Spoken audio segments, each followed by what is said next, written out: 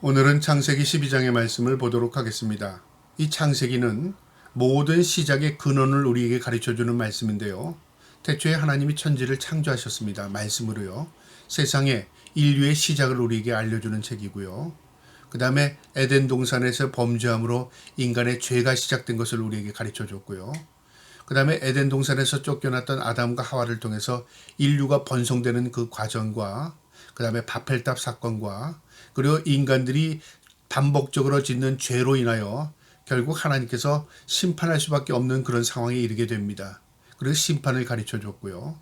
그 다음에 노아의 방주를 통해서 하나님께서 다시 구원하시겠다는 그 섭리로 인간의 그 죄악된 세상을 다시 심판하시고 다시 리셋시킵니다. 그래서 노아의 가족과 그 다음에 선택받은 그 동식물을 통해서 다시 인류를 번성시키는 다시 시작되는 과정을 우리에게 가르쳐 줬고요. 그리고 또 다시 이제 노아의 가족들을 통해서 인류가 번성되는 과정을 보여줬습니다. 이제 12장에서는요. 그 인류 가운데서도 세상의 중앙에 있었던 한 사람, 바로 아브라함을 하나님이 택하셔서 믿음의 조상을 삼으시고 믿음의 번성 과정, 구속사를 우리에게 가르쳐 줍니다. 이 창세기 12장은 굉장히 중요한 내용인데요.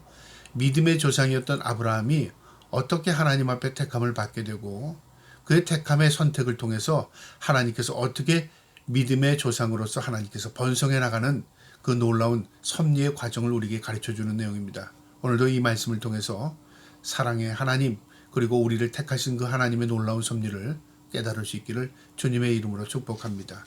12장 1절에 여호와께서 아브라함에게 이르시되 너는 너의 고향과 친척과 아비의 집을 떠나 내가 내게 보여줄 땅으로 가라. 아브라함은 자신이 고향에서 의도적으로 떠난 게 아니라 아버지 데라와 함께 떠난 겁니다. 그러니까 아버지의 결정을 따라서 자신의 조카를 데리고 함께 이제 아버지를 따라 그 하란 땅을 떠난 거죠. 그랬는데 그 와중에 여행 중에 아버지가 세상을 떠나게 됩니다. 그래서 아브라함이 이제 그 가정의 가장이 되었는데요. 고향으로 돌아갈 수도 없는 형편이고 그러자니 앞으로 나갈 수도 없는 형편이고 어디로 가야 할지 막막한 그런 상황이 있었습니다. 그런데 하나님께서 그렇게 막막한 그 상황 가운데 아브라함에게 나타나신 겁니다. 그리고 하나님께서 아브라함에게 뭐라고 말씀하시냐면 내가 지시하는 땅으로 가라. 그렇게 말하는 거죠. 내가 보여줄 땅으로 가라 그렇게 하십니다. 2절에요. 내가 너로 큰 민족을 이루고 내가 복을 주어 내 이름을 창대케 하리니 너는 복의 근원이 될지니라. 하나님의 약속입니다. 내가 너를 통해서 큰 민족 삼겠고 너를 통해서 복을 주겠고 너를 복된 자로 내가 만들어 주겠다 그 말이죠. 여러분 하나님이 그렇게 하신다 하면 우리가 아멘으로 받아들이면 그게 나에게 주시는 말씀이잖아요. 그런데 진짜 그럴까 의심한다면 어떻게 될까요? 그 말씀은 이루어질 수 없는 겁니다. 그러니까 하나님은 약속의 말씀을 주시지만 그 약속을 우리가 받는 자는 아멘으로 받을 때 내 것이 되는 겁니다. 3절에요. 너는 축복하는 자에게는 내가 복을 내리고 너를 저주하는 자에게는 내가 저주하리니 땅의 모든 족속이 너로 말미암아 복을 받을 것이라 하시니라. 복의 근원입니다. 너로 말미암아 복을 얻을 것이고 너는 복의 근원이 되겠다 그 말이죠. 그러니까 복이라는 것은 외부에서 취해서 내가 복이 되는 게 아니라 내 자신이 복덩어리, 복이 되어야 그 사람이 진정한 복을 가지고 있는 사람입니다. 우리가 믿음의 복을 받은 사람입니다. 하나님이 주신 은혜의 선물이죠. 4절에요. 이에 아브라함이 여호와의 말씀을 따랐고 롯도 그와 함께 갔으며 아브라함이 하란을 떠날 때 75세였더라. 여기 중요한 말씀이 있는데 여호와의 말씀을 따랐다, 믿었다, 받아들였다고 말했죠. 오케이. 주님의 말씀을 내가 신뢰합니다. 내가 그 말씀 쫓겠습니다. 주님의 명령을 따르겠습니다 하는 거죠. 이게 믿음의 시작입니다. 믿음이라는 것은 때로는요. 우리에게 굉장히 단순함을 보여줍니다. 내 머리로 내 생각으로 내 경험으로 판단하는 게 아닙니다. 믿음은 뭐냐면 말씀에서 옵니다. 말씀을 내가 받아들이는 겁니다. 그게 믿음의 시작입니다. 아브라함은 하나님의 말씀을 믿었습니다. 따랐답니다. 그리고 그것을 떠났습니다. 그때 나이가 75세였습니다. 5절에요. 아브라함이 그의 아내 사레와 조카 롯과 하란에서 모든 소유와 얻은 사람들을 이끌고 가나안 땅으로 가려고 떠나서 마침내 가나안 땅에 들어갔더라. 하나님이 지시한 땅으로 들어간 겁니다. 6절에요. 아브라함이 그 땅을 지나 세겜 땅 모래 상수리에 이르니 그때 가나안 사람이 그 땅에 거주하였더라. 여호와께서 아브라함에게 나타나 이르시되 내가 이 땅을 내 자손에게 주리라 하신지라. 자기에게 나타나신 여호와께 그가 그곳에서 제단을 쌓고, 그 가나안 땅은 비어있는 공터가 아니었습니다. 이미 세겜 사람들, 가나안 사람들이 살고 있었습니다. 근데 그 땅을 하나님께서 약속하시면서 네가 이 땅에 거주하고 네 땅이 되게 하겠다 그 말이죠. 그러니까 하나님의 약속으로 그 땅에 들어갔고요. 그 땅에서 기거하게 된 겁니다. 그곳에서 하나님의 제단을 쌓답니다. 예배를 했다 그 말이죠. 이제 하나님을 인정했다. 하나님 모셔드렸다 그 말입니다. 8절에 거기서 베델 동쪽 산으로 옮겨 장막을 치니 서쪽은 베델이요 동쪽은 아이라. 그가 그곳에서 여호와께서 제단을 쌓고 여호와의 이름을 부르더니 점점 남방으로 옮겨갔더라. 이제 가나안 땅에 들어가서 아이와 베델 사이에 이제 장막을 치고 그것에 기거하면서 이제 하나님을 섬기면서 이제 하나님의 지시대로 살려고 마음을 먹은 겁니다. 결정을 한 겁니다. 자, 그런데요, 우리가 모두 믿음으로 산다고 해서 평탄한 것은 아닙니다. 믿음으로 살아도 고난이 오고요. 믿음으로 살아도 위기를 닥치게 되고요. 믿음으로 살아도 흔들리는 이 세상 가운데 우리가 참 두려움을 갖게 됩니다. 아브라함도 마찬가지였습니다. 하나님의 말씀을 쫓아 살았지만 그러나 위기를 닥치게 됩니다. 오늘 그 내용인데요. 10절에 그 땅에 기근이 들므로 아브라함이 애굽에 거류하려고 그리로 내려갔으니 이는 그 땅에 기근이 심하였습니다. 하나님이 약속의 땅 가나안 땅이 기근이 든 겁니다. 위기가 닥친 겁니다. 기근이 안 들었다면 아무 문제가 없을 텐데요. 먹고 사는데 문제가 없으면. 그런데 먹고 사는 문제가 생긴 거죠. 식구들도 많습니다. 동물들은 많았어요. 가축들도요. 다 먹여야 됩니다. 이 합리적인 판단이죠.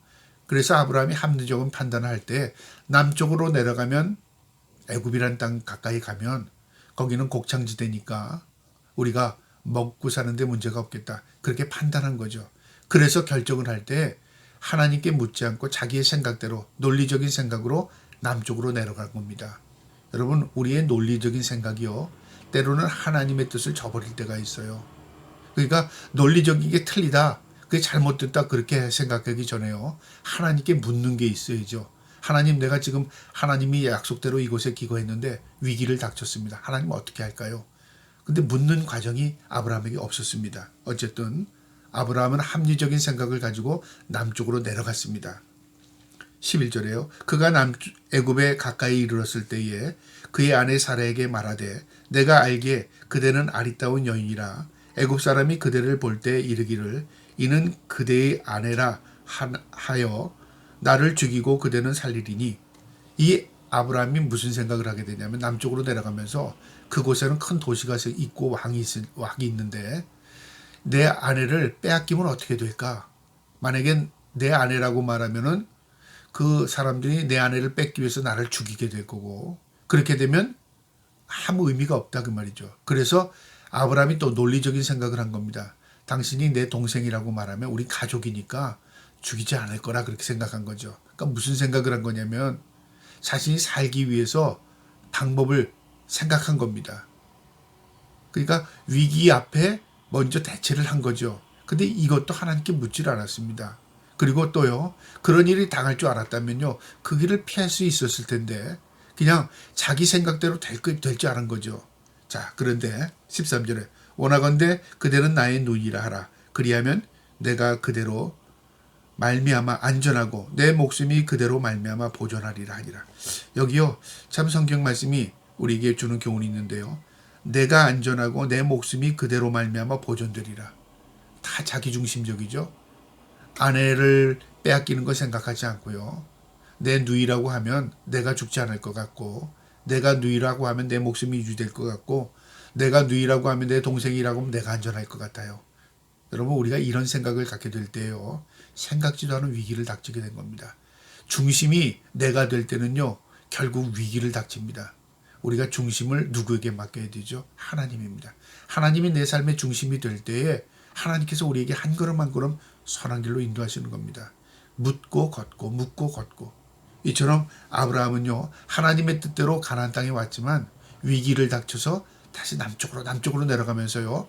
자기의 논리와 자기의 생각대로 지금 뭔가를 계획하고 있는 겁니다. 14절에요. 아브라함이 애굽에 이르렀을 때에 애굽 사람들이 그 여인을 심히 아름다움을 보고 바로의 고관들도 그를 보고 바로 앞에서 칭찬함으로 그 여인을 바로의 궁으로 이끌어 들인지라. 결국 아브라함이 생각한 대로 된 겁니다. 어떻게 됐냐면 자신의 아내가 아리따움으로 바로가 이 사례를 불러들인 거죠. 16절에 이에 바로가 그로 말미암아 아브라함을 후대함으로 아브라함이 양과 소와 노비와 암수 나귀와 낙타를 얻었더라. 결국 자신의 아내를 누이라고 하니까 빼앗긴 겁니다. 그리고 어떻게 되냐면 그 선물로 인하여 아브라함이 양, 소, 노비, 암수, 나귀, 낙타 그러니까 선물을 받은 겁니다. 이건 뭐냐면 홀레에 대한 지참금처럼요 선물을 준 겁니다. 아브라함이 그걸 받았어요. 어떻게 된 거지? 거래가 성사된 거라 그 말이죠. 아브라함이 이렇게 연약하고 믿음이 없었다 그 말입니다. 17절에요. 여호와께서 아브라함에게 아내 사라의 일로 바로와 그 집에 큰 재앙을 내리신지라. 아무도 이 문제를 해결할 수 있는 방법이 없었습니다. 힘도 없었고요. 싸울 수 있는 능력도 없었습니다. 그런데 그날 하나님께서 나타나신 거예요. 누구에게요? 바로 당사자였던 바로에게 나타난 거죠. 바로가 그 집에 큰 재앙을 내리신 겁니다. 어떤 재앙인지는 알지 못하지만 바로가 깜짝 놀란 거죠. 이 신이 하나님께서 지금 자신을 징계하는 것, 자기가 죽게 된 것을 경험하게 된 겁니다. 18절에요. 바로가 아브라함을 불러 이르되 내가 어찌하여 나에게 이렇게 행하였느냐? 내가 어찌하여 그를 내 아내라고 내게 말하지 아니하였느냐? 이것은 아브라함이 얘기한 게 아니라 이 하나님께서 가르쳐 준 겁니다. 그러니까 바로가 죽게 된 거죠. 그러니까 바로가 깨달은 겁니다. 내가 만약에 이 일이 진행되면 내가 하나님 앞에 징계를 받아 죽게 되는구나. 그래서 놀란 겁니다. 그래서 아브라함을 불러서 네가 왜 날 속였느냐? 여러분, 우리의 인생의 위기를 닥칠 때 우리가 아무것도 해결하지 못하고 좌로도 우로도 할 수 없는 그런 절망적인 상황이에요. 우리가 하나님을 바라보면 하나님께서 하나님의 놀라운 은혜와 능력으로요 해결해 줄 수 있습니다. 아브라함은 지금 하나님이 고쳐주세요, 해결해 주세요. 성경을 보면 그런 내용이 없습니다. 하나님께서 일방적으로 그 문제를 해결해 주고 계십니다. 왜요? 그들에게 믿음 주시기 위해서. 우리가 믿음이 연약할 때는요 하나님이 그런 방법으로 해결해 줄 때도 있어요. 왜요? 우리의 믿음을 주시기 위해서. 하나님께서 지금 아브라함을 아브라함으로 만들어가는 과정에 있는 겁니다. 나타나셨어요. 그래서 아브라함이 회복시키기 위해서 바로를 지금 하나님께서 깨닫게 한 겁니다. 네가 어떻게 나를 속였느냐 그 말이죠. 19절에요. 내가 어찌 그를 누이라 하여 내가 그를 데려다가 아내를 삼게 하였느냐. 내 아내가 여기 있으니 이제 데리고 가거라. 네가 왜 이런 실수를 했느냐. 내 아내 데리고 가라 그 말이죠. 이건 뭐냐면요. 이 문제를 바로가 해결하지 않으면 더 큰 재앙이 오는 걸 알게 된 겁니다. 그래서 수습하기 위해서 아브라함이 문제를 수습하는 게 아니라 바로가 문제를 수습하고 있어요. 빨리 아내를 데리고 가라. 빨리 이곳을 떠나라. 그렇게 말하는 거죠. 20절에요. 마지막 절입니다. 바로가 사람들에게 그의 일을 명하매 그들이 그와 함께 그의 아내와 그의 모든 소유를 보내었더라. 결국은 그곳을 떠나버리게 만든 거죠. 여러분, 우리가 갈 바를 알지 못하고 우리가 어떻게 결정하지 못할 때 하나님께서 우리의 모든 결정주가 되셔서 우리의 삶을 선한 길로 인도하실 수 있는 분이십니다. 그러니까 하나님께 물어야 하는 겁니다. 그리고 하나님께 맡겨야 합니다. 그리고 하나님의 뜻을 우리가 간구해야 합니다. 여러분, 우리가요 동기가 중요합니다. 그러나 그 동기가 하나님의 뜻 가운데 있을 때 선하게 역사가 됩니다. 우리가 동기가 악하면요 결과도 악한 결과로 이루어집니다. 우리가 이 세상의 모든 것들이요 선택입니다. 위기를 닥칠 때 어떻게 할까?